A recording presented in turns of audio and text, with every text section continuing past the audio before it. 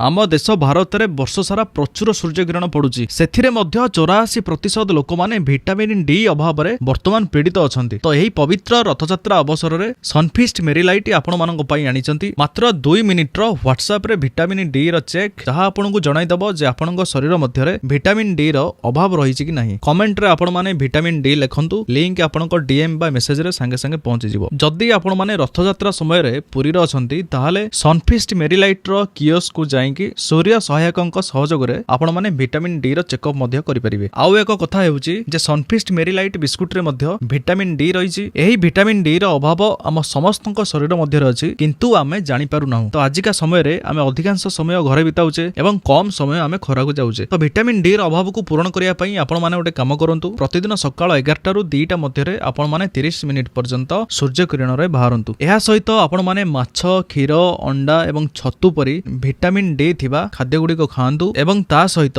Vitamin D थिबा Sunfeast मेरीलाइट biscuit को मध्य आपण माने खाई परिबे, जहा कि टोटली अटारी तयारी होइताय। नो विटामिन डी रो अभाव आपनक शरीर रे अछि कि नाही आपण माने 2 मिनिट रे जानि परिबे। सेथिलागि आपण माने कमेंट करंतु विटामिन डी, लिंक आपनक डीएम बा मेसेज रे संगे संगे पहुंच